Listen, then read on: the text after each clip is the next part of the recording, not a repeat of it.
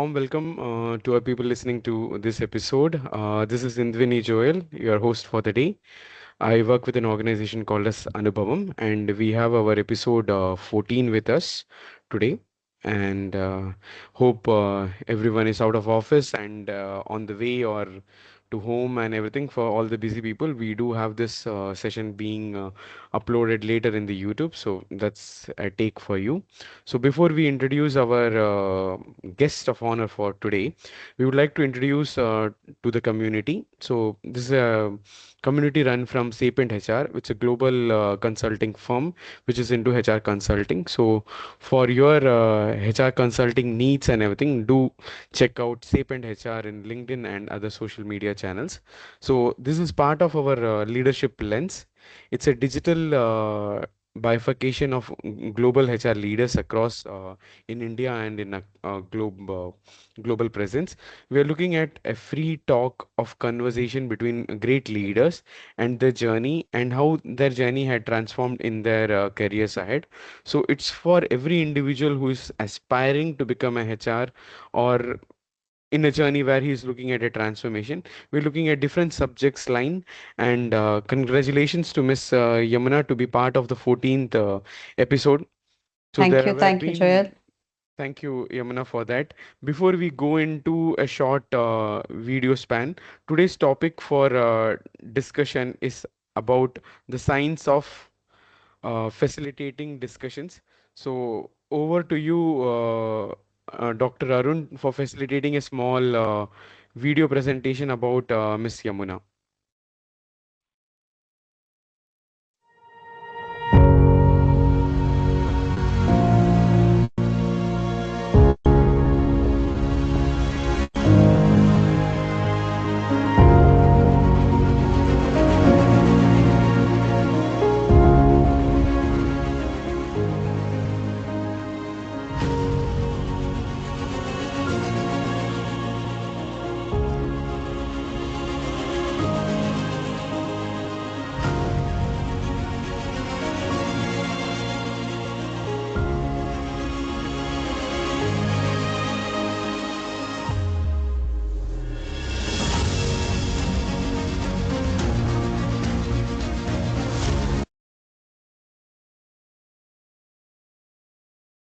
Thank you, Dr. Arun, for the short introduction.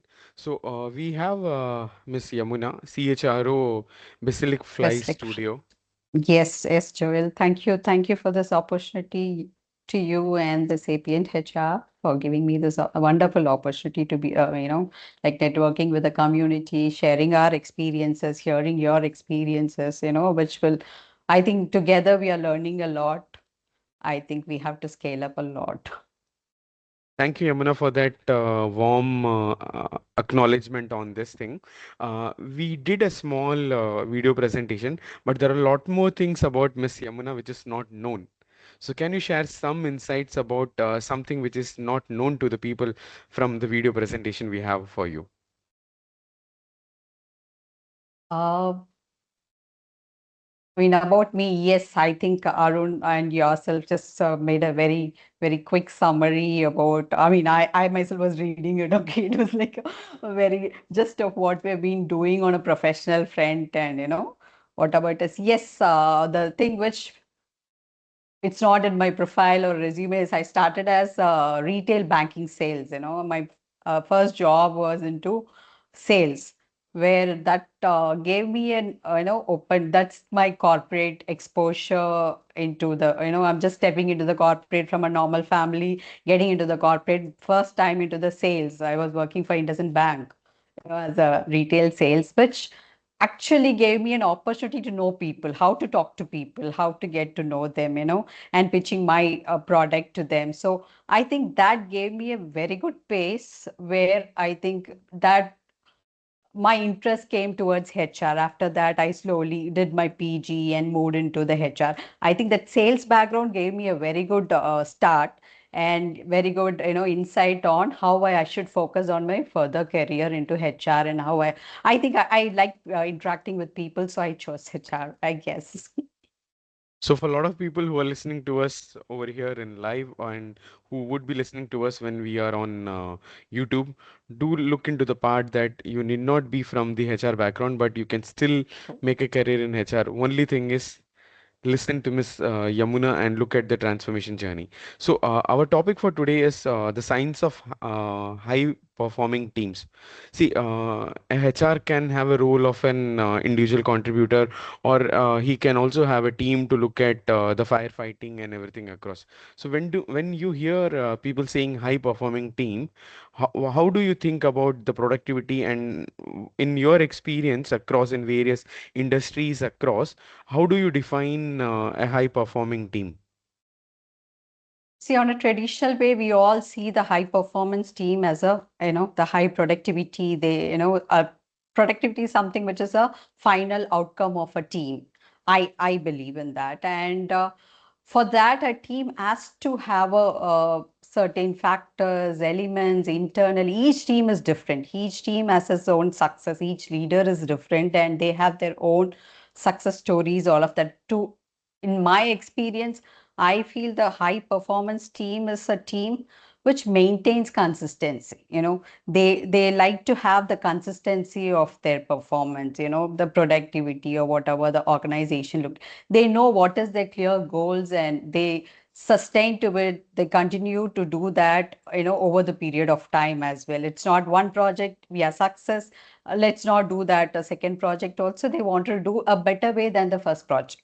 So I think there is a common understanding between the team members as well, which is more important. There is a clarity. This is your role. This is my role. Let's go together and help the leader to finish his goals together. So that clarity is something which drives the high performance team than the productivity. Yes, productivity is the outcome end result which organization look at, but as a team we have to work towards a lot of factors to give that productivity to the organization.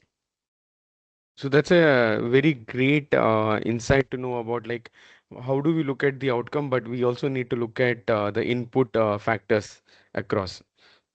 So Exactly. acknowledging the people in the transformation is also right. So that's what Ms. Yamuna wanted to bring in some inferences. So how do you look at performance being mapped into the culture or the leadership in an organization? See, the culture is something which keeps the people aligned, like they all know each other.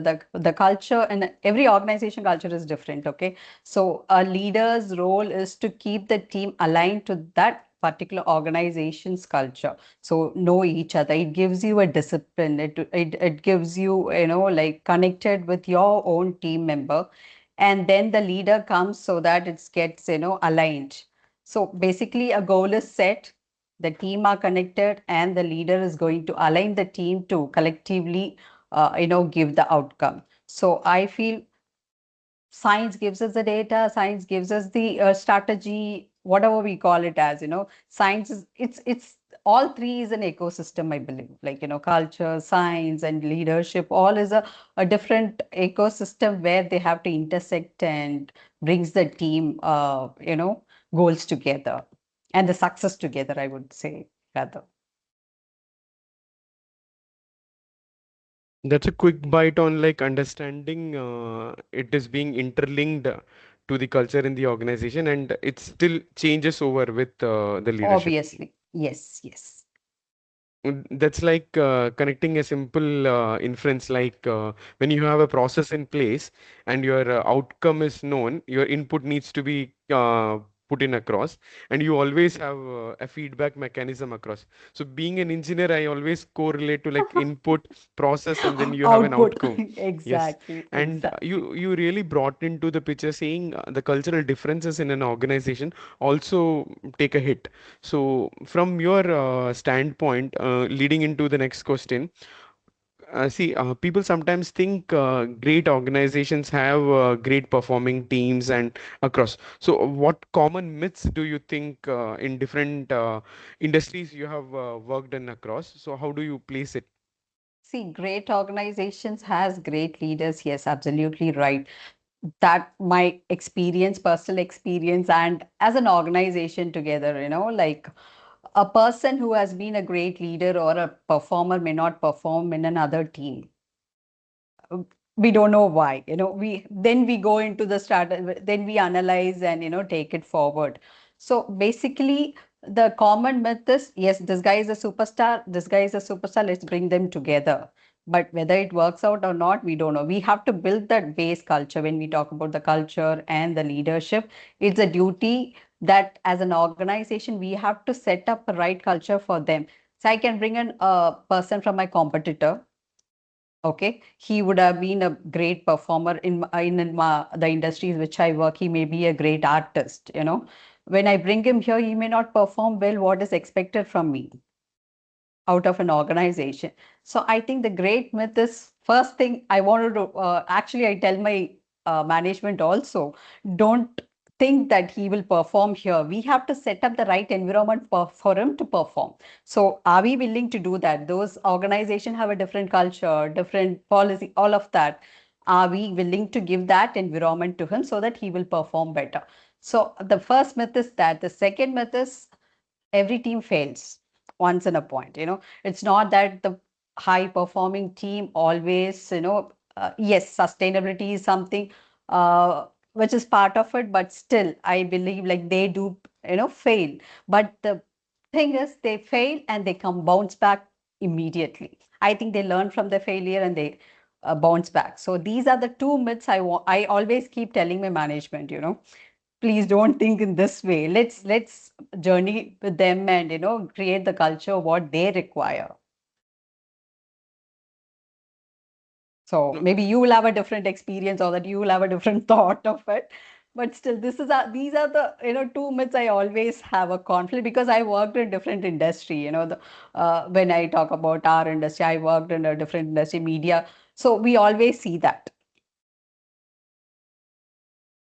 that's a great take to understand perspective from different industries and how do you bridge the gap. And I think as the HRs, we do connect the employees and the employer and look at the proper governance. So that's a light-hearted way of saying things, saying like there's a very thin line between the good and the bad, and how do we balance it. Exactly. So leading from this inferences, so I think as as a person who has started his career in the recruitment and all those things across, you will always hear the words like skill, attitude, trust, communication, accountability. All are like interlinked jugglers being used by HR to also interlink the high performance. So how Yes. do you correlate these things? And you can always give few inferences or few practical examples wherein it will be easy for our audience across to understand the scenarios and then take it up. See, among skill, attitude, trust, it's all interlinked. Of course, as you actually rightly said, without one, we cannot perform. Each one have their own balances. Each team member has their own, plus or the minus or whatever. Called a guy will be highly skilled, the other guy will has the right, accountability, and he knows where to execute it at the right time, take the responsibility and finish it off. Uh, the biggest impact of a team, performance is, I believe each team member has to have the right skill. I mean, I always believe, and it's my experience, and I always believe when we put a team together, I would like to invest a lot of time in putting the team together, because the more time we invest in setting up a right team with the right skills, it's not like, yes, we hire, just fill up the gap and we move on as an HR. I mean, we should not do that. I believe the youngsters, I always tell my team also, don't fill the gap. Okay, put the right skill at the right spot and for the right team. I know this leader requires this kind of skill. Please work towards that. Even take a bit of time. I know your tat, all of that. So every aspect, we should take a lot of time building that team together with a lot of skills. Build a trust in between the skills. The trust is more important. When I don't trust a leader or the team member, I tend to just sit back, and see what they are doing or what they are going to tell me. But when I have the trust on the team or on the leader, I'll be openly talking to them, expressing my ideas, and uh, like even I fail, I have the trust. Okay, these guys are going to support me. So I think the impact is it's all aligned together. I cannot miss one of the factors or the elements out of it. It's all aligned together to give us a perfect team. Again, uh, for that we have to invest a lot of time setting up the team. That is my core. Uh, you know, I always believe in that, I guess.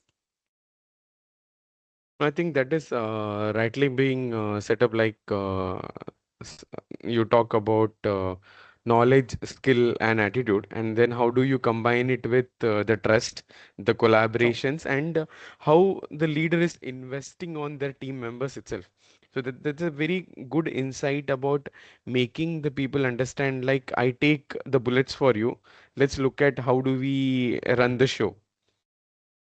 And I Okay. think with your experience across, you rightly could put in inferences about like practicality of thoughts. See, when people are coming True. from different industries and different organizations, the trust and the welcoming nature which needs to be there. And that's a right way of looking at building the right culture across from day one. I think True. before day one, you had the day zero and day minus 21, where we looked at the pre-onboarding, and all those things could also bring in a lot of things. Onboarding, pre-onboarding brings a lot of impact on the organization, like I also believe that pre-onboarding gives them at least the safety. Okay, I can reach out to HR. I've heard somewhere, no, people have a perception they can't talk to HR or they cannot reach out to HR. That completely changed right now. So this pre-onboarding and interacting with the employees, we also get to know them, and I can pass on that to the leader, the team manager, so that he also, before he comes in, he will have a better understanding of his team member, and he can just take it forward from the day one. That adaptability is very easier when we do that. No, I think every interaction counts. That's what True. you're saying about getting into them to collaborate. Then the culture part, and then the communication. I think that's a right way of you being vocal about building the right high performing team across. That's a three clear C's: have clarity, Yes, clarity, communication, communication, and collaboration. operation. Okay. Absolutely, Yes. absolutely. Yamuna, that's a great insights about high performing teams, and the three C's they need to have a collaboration, clarity, and the things they Communication. need to look into the organization. That's a wonderful take, ma'am. And from that, can we look at inferences like there are different environments would be available, like where employees may feel hesitant. So I think you rightly brought in about the pre-onboarding and the onboarding part to look at. And how do you look at building a trust? You did throw some light on building the trust, but can you look at vulnerabilities like the approachabilities and everything in a team across? See, trust is something which, I mean, you initially said the people will not open up. We cannot demand that. I cannot demand a person to talk. We have to gradually build. Yes, it takes a lot of, I wouldn't say a lot of time.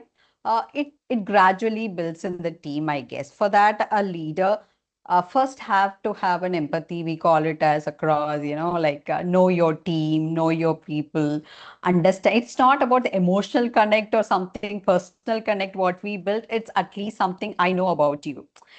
Hey, are you okay today?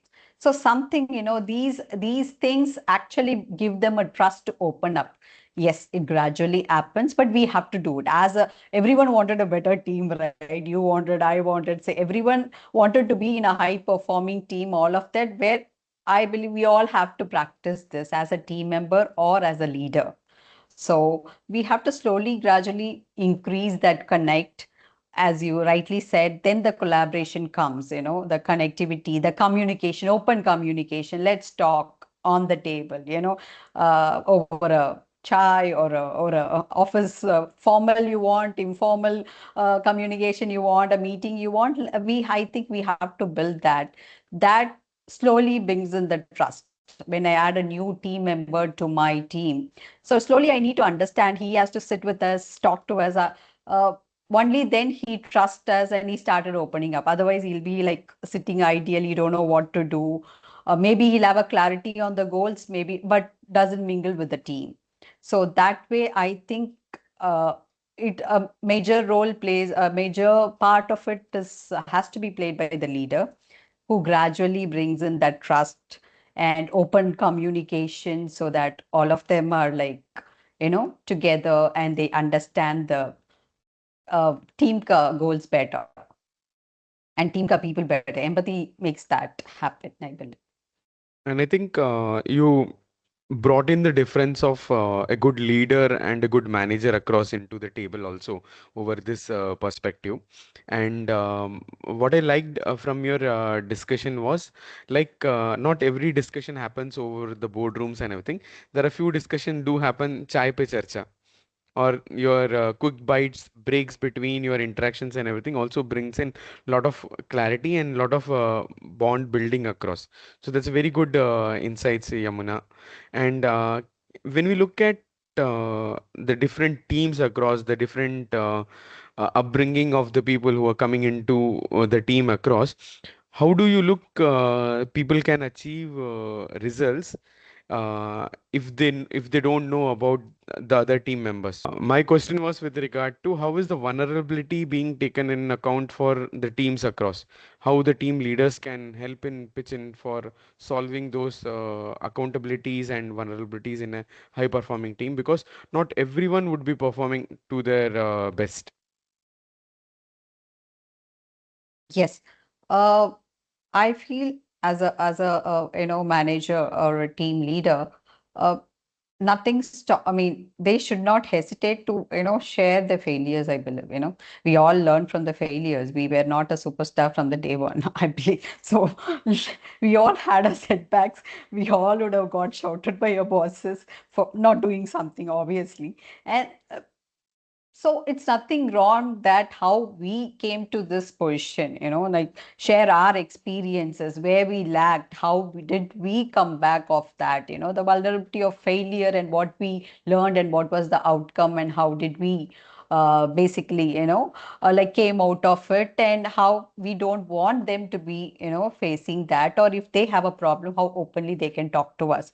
So that brings in a kind of, again, it goes back to the trust factor. It goes back to the a thing that, okay, maybe I can also learn from him, or I can also openly tell where is my problem is, and we can together find a solution. So that's something which all the leaders should, or it's better, I would put it in rather this way, it's better we can always talk to our team on that, and nothing wrong. I mean, I don't think there is something to it. It's not that we are weak, or we doesn't project it that way. It gives us more confidence that yes, we did something, yes, I bounce back. Like always, I've learned something from that, and we have already corrected our past or corrected our mistakes, and we have been there, and we are, and also we have to tell them we are there to, help you out to find a solution. If at all you need any, support from our end, or with the guidance, or you need any other support from the outside thing, that also we should give them the confidence that we can do that. And the same with the team members. We should encourage them to come back, tell their problems, and, and find a solution together on the table. One person cannot find a solution together. I think the faster we can give the solution to any of the problems, I guess. I think you rightly brought in the concept of like ensuring a collective bargaining is there on the table for everyone across when you look at governance perspective. And you rightly said about great teams are the ones who connect, collaborate, and have a clarity in the Clarity. communication happens True. across. And you also freshly brought into the perspective about saying uh, teams is not only about performing high, but also about ensuring the failures are also acknowledged, and how do we take a corrective action from that failures. And we also learn across from the True. different teams across. So you also ensured a perspective of ensuring saying those failures are not full stop, but a comma in the success journey ahead. So that's a Better. very a generous way of ensuring saying we do fall, but it's not I the will fall, raise. and I we will do raise. raise as a phoenix. Team. How do we Exactly. take things across? And I think that's what a great leader in a performing team has to bridge in across. So that's a great take. Perfectly aligned with It's the all high performing what team. I think, I don't go with the books or something, but I know I read a lot of, findings. This perfectly, I read somewhere when Mr. Allen was appointed as a CEO for Ford when he was not there, and he brought this as a table. You don't tell me your achievements, tell me your problems, we'll find a solution. So that was something which hit me long time back, you know. No, and I could also resonate when I worked with Thyrocare, my first organization where I worked in. Our founder, Dr. AVM, he always says the more problems you solve, the better salary you get. So, That's a good one.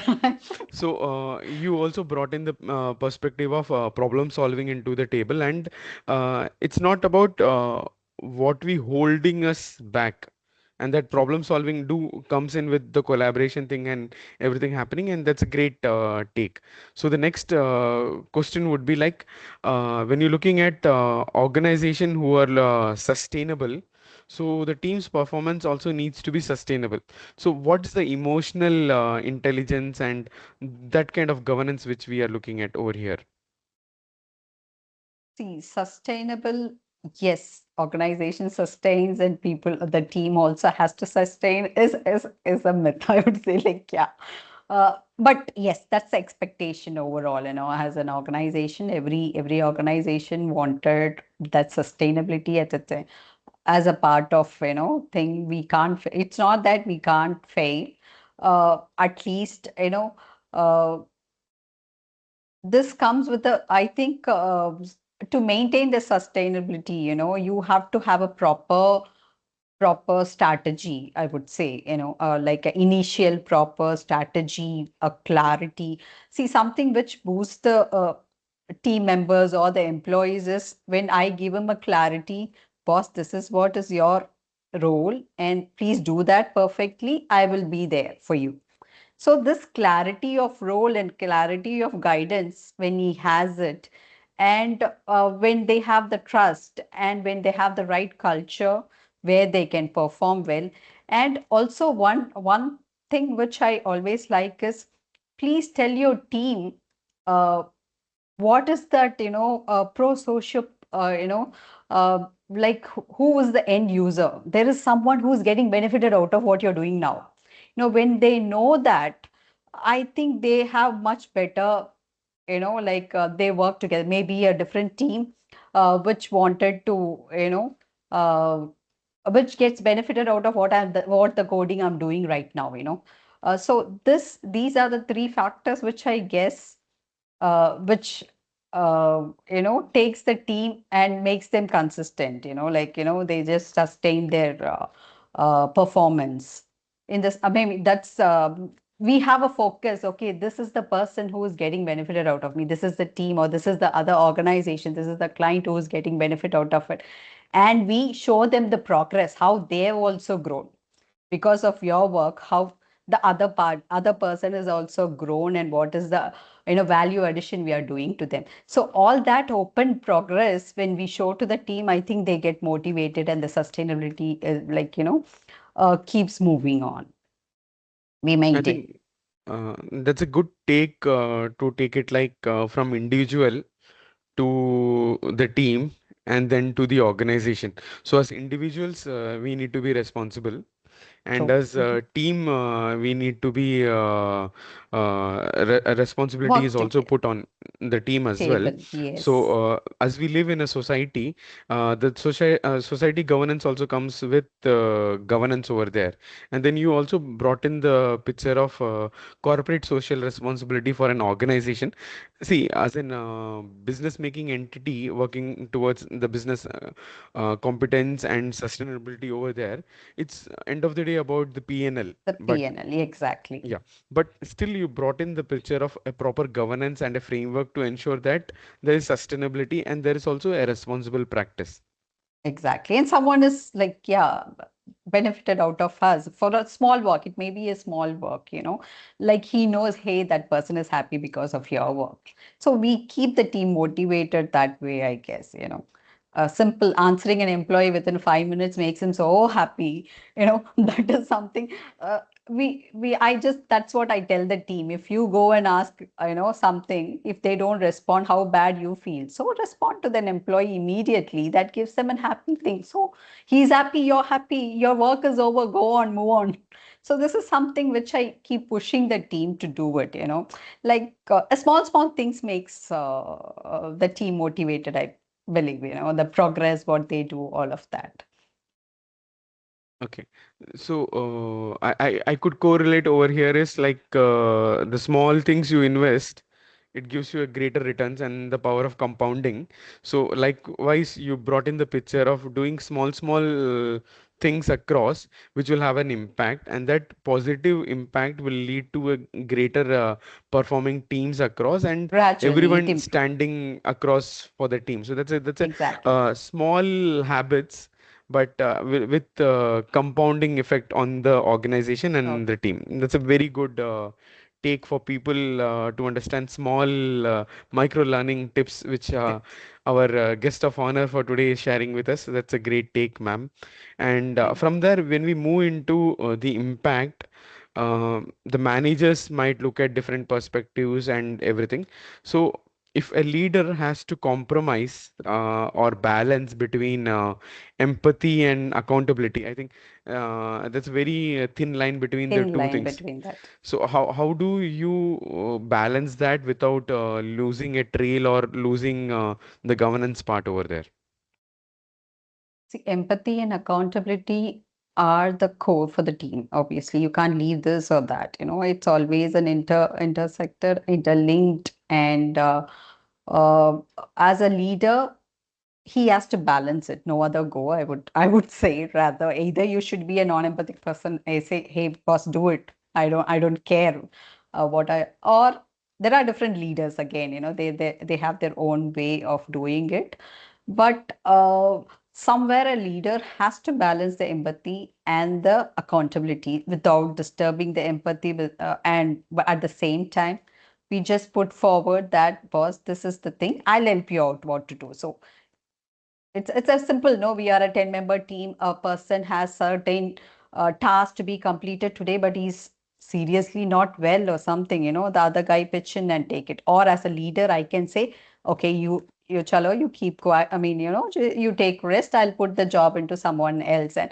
so that's a leader, understands him perfectly. He knows he has the task. He has to be there in office and he has to finish. But as a leader, I think we should know them by looking at them or by talking to them or something. I always believe, I to sit with the team, you know you can hear their jokes, you can see what they are doing. And so this is something which creates that environment. We should create that environment as any of the managers. I think we should create that environment, understand that, and at the use your empathy. I know that's the accountability, or okay, you have time to leave OD, take rest for half an hour and just come back, or a 2 hours. Meanwhile, I'll just help you out to finishing it off. This is something, small things which a leader should do. But again, he cannot be totally tell them, your performance is not there. Okay, your productivity is not there today. This is not accounted, all of that. You just say, what's your problem? Okay, you have any problem? Let's sit talk. Let's identify your problem. You need an upgradation of skill. Let's do it in over a course. So this encourages them to, it also built a learning, coaches him in a right way. Maybe he's doing it in a wrong way. When I sit with him, I know that he's doing it in a wrong way, and coach him to do it in a right way. So these are small things which they have to balance it out. uh, Without empathy, I can't have a great team. Okay. So, but as a thing, accountability has to be there. We have to be very clear on the accountability, but that accountability can be shared whenever is required. That's what I feel, When I can do the work, I can pitch in and do the work, for that person who is into a really a stressful family, stress, all of that. I can always pitch in and finish the work for him. That's what we do. It's not that only I should sit and monitor them. No, I can do that work. Let me pitch in and finish it off for you. For this time, boss, come back after that, and finish your accountability. So I think these are small, again, when you said I don't want to use the small things, it's a huge, it makes a huge difference in a person. Even to me, I would guess, it will make a huge difference for me when they say, okay, take a work from home. I'm so happy. That is a small thing which a management considers. We are happy for that. So these are something which we have to do. So a leader has to go in and around and over and above their normal course so that he ensures the team is happy around the clock. True, because see, we all did. I mean, we all, when I say that a leader has to monitor or just sit and watch what they do is not that we all has done that work and we have came to this position. So one day doing for 1 hour doesn't make any, less about me, right? I can do a paperwork anytime or I can do something, a small coding I can always do. So we know that job. That's why we are here. We can help them. That's why we are here. Just to monitor and just to put that gun on the head doesn't going to work. So Yamuna, you also worked in the media industry. So Yes. do you watch movies and everything across? Yeah. I watched serials also when I was. Okay, okay. That's a loyalty I have still with the organization where I worked. So Yes. taking an inference from the previous discussion and the question across, for the people who know Tamil, there's a movie called as Ennai Arindal. Actor Um, Ajit is there, and then there's a dialogue between the protagonist and the antagonist saying there's a very thin line. இந்த கோடுக்கு முன்னாடி நீங்க நல்லவங்க, இந்த கோடுக்கு பின்னாடி நீங்க கெட்டவங்க. So the understanding from the movie is like there's a very thin line in life. where you have a white shade, and when you cross that line and move into the other directive, there's a dark shade. So that's what I could pitch in for people who want to understand. There is only a white shade that is as one, and the gray shade you can take it as zero. There's no gray area when you are a leader, because you need to run the show, and there's no gray area where you can have inferences between the right and the wrong. That's always the tangle of things happening. And from your discussion and the pointers which you gave, I looked at empathy from your briefing across. Empathy and accountability Account. are the two sides of the same coin, and both True. has to be A flipped in the thin right line. direction. Exactly. You can't be too nice to people so that they lose their accountability, or you can't put the gun on the thing. Like it's both. Balance it out. We all learn it. We all, maybe we would have learned it from our managers, where he would have, like handled the situation a different way. Maybe we just come up with our own personality and do it in a different way. That's the difference. But we learned everywhere. We just see the other team members, we take the pulse and we put it in the team. So, but nowhere the accountability should be compromised, I would say. That's what we all are there as a team to finish, accountable for. So, uh, at the same time, both are important. Now we looked at drawing a line over there. So, Yeah. what early signs will indicate a high performing going from being a high performing team into beginning to decline? So when we talk about high performance team, is always they have to be, uh, there are different signs when the people stop talking, I believe, in the meetings, where they go blank, they keep quiet or they don't want to express anything. So when the communication stops and when the productivity slows down, I feel, like when your productivity is slowing down, that's an early sign, I would say. the moment we should step in, as a leader or as an organization, we should go and step in what has been happening, because that's not happened earlier. Some disturbance is there, what has to be done. It's about the less productivity, or if we are into the service industry, the client complaints is an early warning sign we have. And the distress in the team, morale is goes out from the team. There are groups formed in the team. This is all small like, things which I think the organization, or I think as an HR we should also look at it and step in. I mean, we are representing the organization, so step into that and just see where there is and try to build it again, a good team. So basically, to the point you're saying, like the productivity, there will be a slight decline in the productivity, which we can take it as a sign, and a compliance of any, and the communication goes quiet. So these are the pointers which I've noticed, I've come across. So based on my experience, maybe you will have a different experience to it, but these are something which I experienced and where we stepped in and got that back.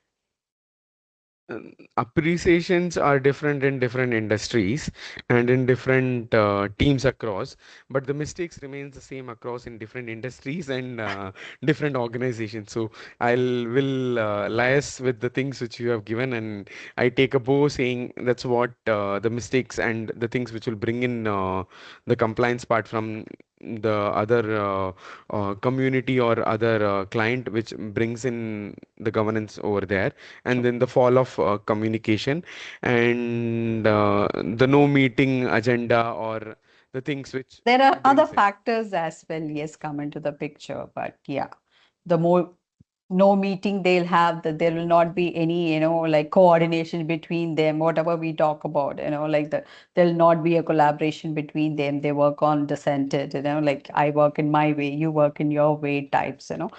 These are again a few of the signs which we have to keep watch. I don't know. We have to watch it on the earliest stage to put the team back together. And I think as a good leader, we can't have loss in our vision, and we always need to have the eagle's vision of True. looking into the picture, what are minute changes which are happening and which might impact the True. team's Even a performance. minute change in a person, we should monitor, I believe, like a person who loses interest, or he's like sudden change in him is like a warning for us. Like we No, have no, to wake now up. throwing light from that governance part which you brought in about managing, there's a very thin line between managing and micromanaging. And when True. you have a generation, the multiple generation across, now you have the Gen Zs, the millennials, Gen X, and Gen Gen X, Alpha. then, How yeah. how do you bridge the gap towards ensuring the common goals are being taken across? See, I don't know, latest, to be honest, personally, I want to share. Recently we were all talking about Gen X being into the organization creates a lot of disturbs. I feel we have always had freshers. Maybe now we have a term called Gen C's and all that. Earlier, you also know, I also know, we never had that thing. We never used it in the, maybe that is because of Gen C's bringing in all these, new like words for that generation, all that. I I personally feel we always had freshers. We always handled them in certain way. It's difficult. I mean, I wouldn't say it's difficult. We learn from what we have been these many years. And to be honest, if I want to tell you practical way, in a family we handle all four. We are one of them, but we handle other three as well in certain way, you know because we understand each and every. You will have a mother, uh, you have a kid. We want, see, I personally feel we want Gen Z's to be like that. We brought up the Gen Z's to be like that. I want my child to be aggressive, focused, all that. When I wanted my child, I think I should give the same respect to the the Gen Z's who are coming in my organization. Correct? No, I'll take a pun intended content over here. We have a generation over here where when you take a family environment and everything, you True. you want your mother uh, means in the sense the mother talks to her daughter and saying, control your Anger. control the son-in-law. Okay. Okay, Okay. and but you have another mother-in-law who says to her son, why are you bowing into the needs of the daughter-in-law? True. So So it's a that's tough the situation. two situations where the male person, the male in the family, as a husband and as a son, has a turbulence of thoughts. So likewise, I think you rightly brought in the mix of judgmental things and a lot of communication and the expectations. See, True. I can also take into the thought of the HR's evolution. See, we as a HR, it was only the personal management when we look at True. the first Paperwork, industrial revolution across, and now we are looking at the development across to human resource management, to development, to the strategy. experience, Yes. and from the experience we are looking at how do we connect it to the business. Business. It's all about business. I don't think we are no more normal HRs, we all are connected to the business objectives. So, connecting it to the business objectives, I think whoever has learned the management principles will agree with both Yamuna and me across saying the basic was about the Maslow's theory of needs. True. So, when the generations came in, the differences was about the needs and the thing. Exactly. And if you have understood marketing, it's about the want, need, and desire. True. So I think as leaders and as responsible HR leaders, we need to look at how do we pitch in those governance things into the generation. And Miss Yes. Yamuna had brought in the right pun intended way of saying things like, let's get the things done not at the cost, but at the acceptance, and how do we take it across different generational Generations. of workforce coming into the picture. That's a very subtle way of saying things like it has to be done. Do It it has to the be way, done. Do it whatever in your way. way. Yes, yes. Yeah. See, it's not about the different generation have a different thoughts. Their needs, as you rightly said, the needs are different. Our needs were different. Now the Gen Z's needs are completely different. They have the self need. That's all. They just think about themselves, their growth, their passion, their things, and their way. And we had a different needs, we just take into consideration our stability, our growth. In that way sometimes we compromise our growth also, and we'll just stick on to the stability. So our needs were completely different. But I feel as a leader, as an organization, we have to set up the right culture. Obviously Gen Z's are going to be with us, that's the future. Of course we have to give the way for them.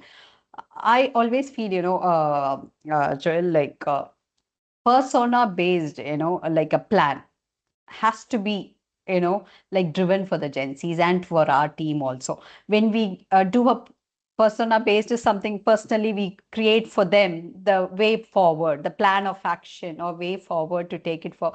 If we give them, I think these kids are like really, follow that. You just set it up, boss, you have to do this. If you do that, I'll give you this growth plan, I'll give you this learning skills, and you can move forward. So that is something which they expect. And we all, as another generation, we expect the, stability, our normal growth, and the respect. So we should put that also in a place. Give respect, learn from each other, you know they have a different skills, technology skills, which we lack. I lack a lot. I learned it from them, and they can take our experiences with that learning. So integrate both, put together, and achieve the goals. That's it. It's a family. It's again a family. I would always connect that with the family. I always has a thing.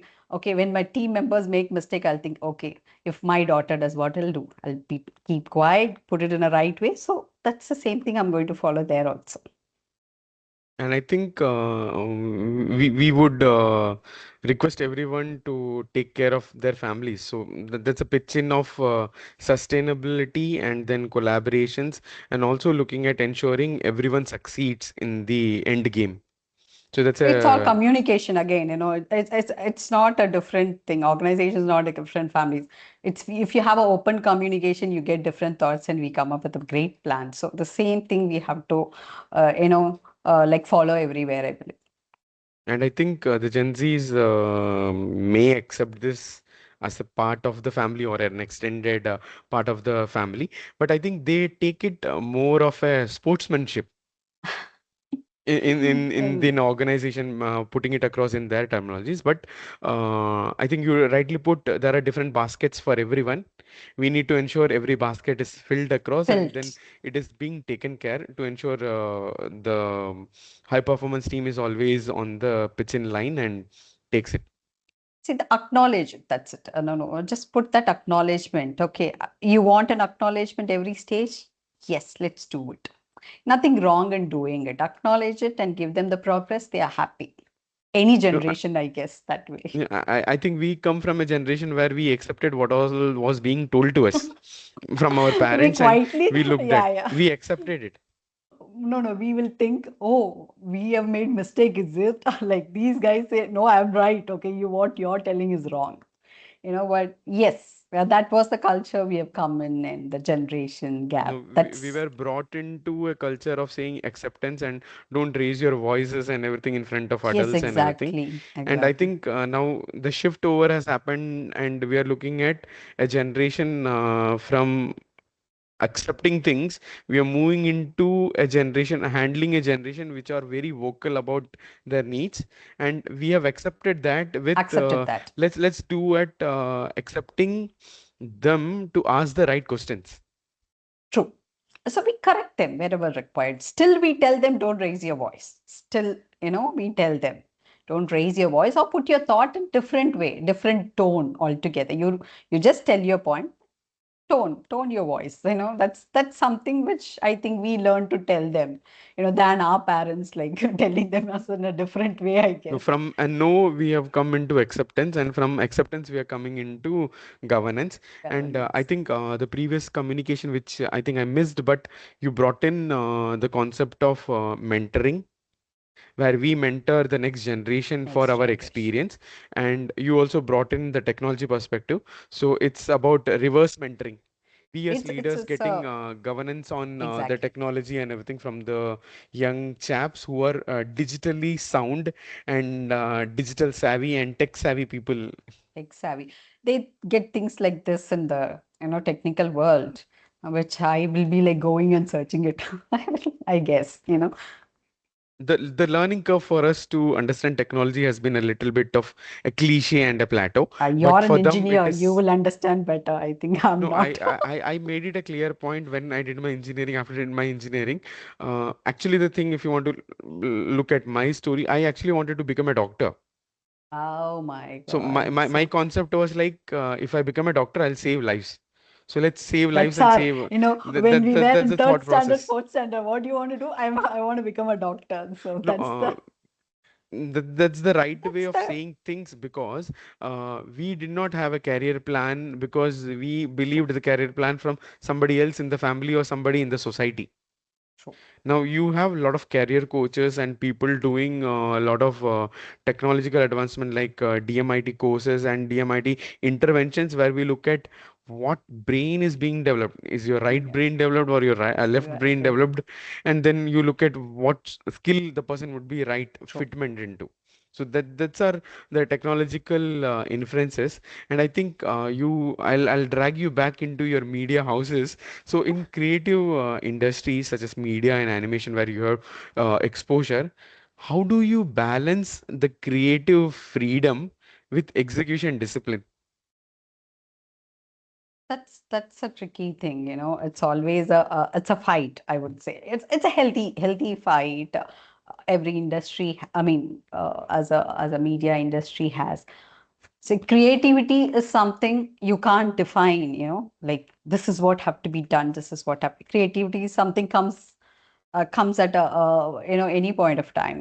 They should have, I would say in this industry they should have the creative freedom. But when you don't know, like a particular execution discipline. And when I say discipline, uh, it involves a lot of things. When you have to create something, okay, a new show. Let's talk about very practically a new show or a new movie or whatever it is. A new animation artist has to do. He will have different thoughts together, but he will not have a discipline. You know how to start, where to start. Because he's not going to spend out of his. If he is going to spend, he'll have a proper plan.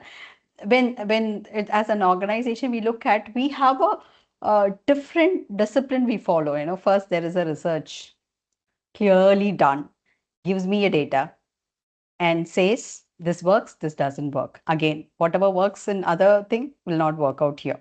That is also a different story altogether in the creative industry.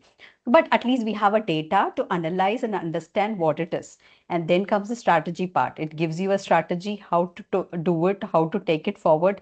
And then comes the budget. These are all the disciplines you have to follow. And then in the media industry, something which I really really love is, what is your target audience or target group. That's very specific, it's nailed down. Boss, I need this age group with this female or this. And so your target group is very very very specific. If your target group is not disciplined, this is all part of discipline. So without which the creative, I'm ready to give the creative freedom, but these are your plans. These are your roadmaps. Follow this. Then you have your creative, discipline. Then you have your creative freedom, and it works better. So, but I would say how to put it in how to balance it out. Involve the creative person from the stage one. He knows. He is well prepared. He knows what it is, where he has to go, and what he has to produce, what is the outcome, and what he is expected. See, I would say media is something on the number games, and numbers comes every week, and it's immediate results, I would say, which is very difficult for an industry. And if you fail, you can't go back. It's not that I go co-correct it and come back and give a production. No, it's done is There done. are some engineering things where you can't go back. It's Go back and always correct it. forward, feed forward, Yes, and you same take the things logic. ahead. Yeah.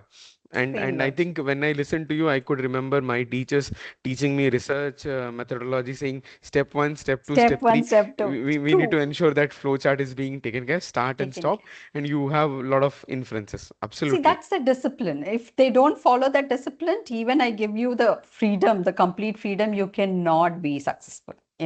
That's all of them has learned by now in the industry, I guess. Another thing I could remember, it's like the blast from the past is like you get a lot of beatings from your parents, and we are here at a stage where we understand the value of those beatings. True. Very much, I still remember some of the meetings I have got from, No, I think with and right performing teams, that governance also needs to come with the leader. You brought in that perspective as well. See, we need to ensure we are taking care of them, but not at the stake of something which we are losing it which across. losing it out. Yes.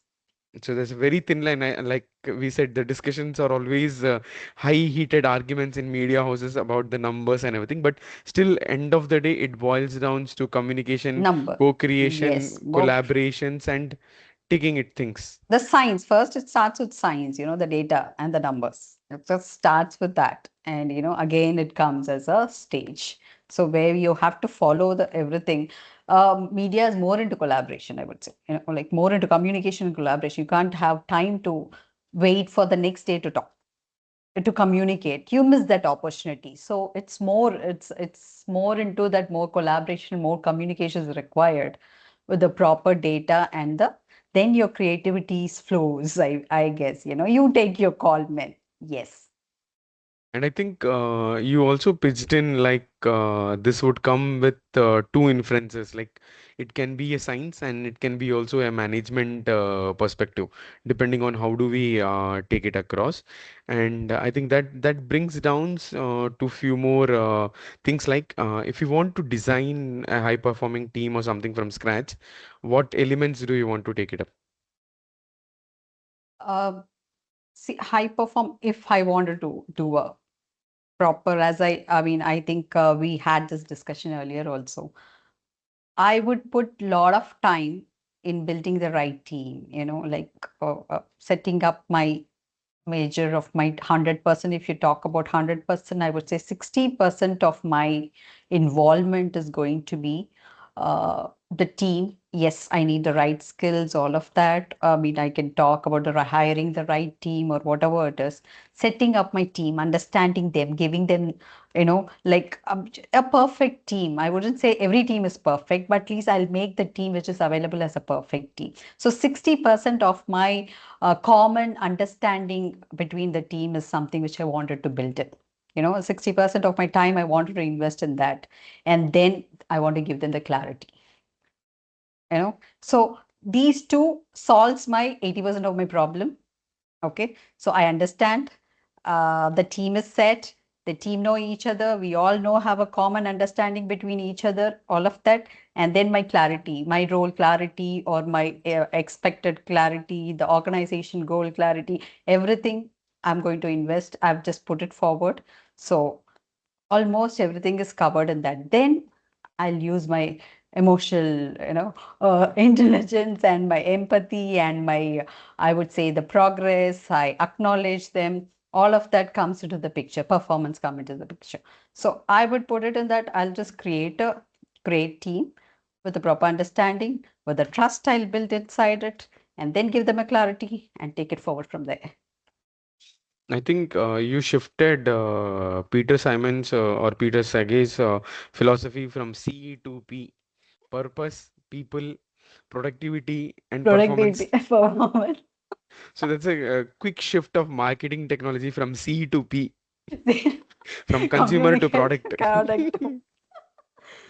No, I think again, not every time we'll get the great team. Building up the team, and I say it's not hiring the new people into the team. It's like the available team, how I get used to it, and how I build them, culture them, bring into the culture, give them the confident, everything. That is what it's not. People will misunderstood. Hire the best team out from outside and put it in the team so you perform high. So that is also there. That is a different concept. But with the available team also, we can do that. No, that takes the onus on the team Team leader to ensure leader everything is being and taken care. even the team member as well. It's an equal mutual understanding between them. It's about existing in the same ecosystem. Yes. I think you brought the science of like the food chain. You have a Consume plant. A plant plant is the producer.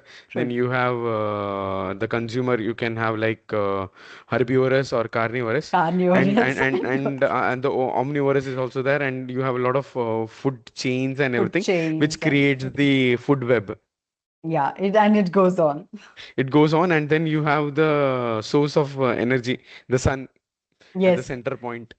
So Yeah. perfect way of correlating science and execution over things. When we come, I think we had a lot of discussions from the 3C to 3P to Three four P's Ps and and four P's. a lot of exaggerations, but not exaggerations, but a lot of common points and very thin line between the execution and the governance part. So if we want to give some advice to the young HR personals or future leaders who would listen to you across. So, what is the advice you want to give it to them in this ever-changing economy or ever-changing technology? uh, See, as a like we have got now decades of experience in the industry. We all learned in the hard way, and I think the youngsters are much smarter. uh, they they they have high skills. They pick up very quickly than us, and I think they are knowledgeable. They have everything in their hands right now. They will be the better leaders, I guess. Only thing I would say is the signs always, are more. Our first topic is a high performance team or a high performance leader. Everyone wanted to be a leader. We all are, the youngsters all are aspiring leaders, right? That's their goal. Maybe we had it 20 years of time. Maybe they wanted to attain in 10 years, which is good, which they have the focus. I believe. uh, just build the team, like upgrade your skills always. Skills is important. uh, Take the ownership, accountability, whatever has been assigned to you. I know they are already, but the accountability and always empathy comes into the picture. It's not always you have to left that behind or something. So always empathy comes into the picture, and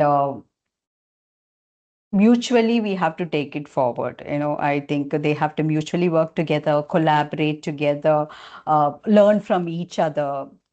That's how they can also grow. And obviously I need not tell them to upgrade the skills. They keep doing something and they keep upgrading themselves. So that part is different. If they wanted to be a future leader, understand the organization goal first. Align your goal with the organization goal. That gives you most of the part. And then take your team towards your towards the organization goal. Each one has a different goals. Just encourage them, accept them, acknowledge them, and take them along with you.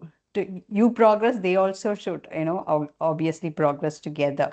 So work together and progress together.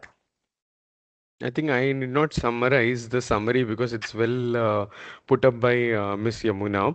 So, for whoever is listening to us today live and whoever is going to listen to us, do connect with Miss Yamuna or Sapient HR or Leadership Lens to know more about the various topics we had covered earlier and the topics which we are going to cover across.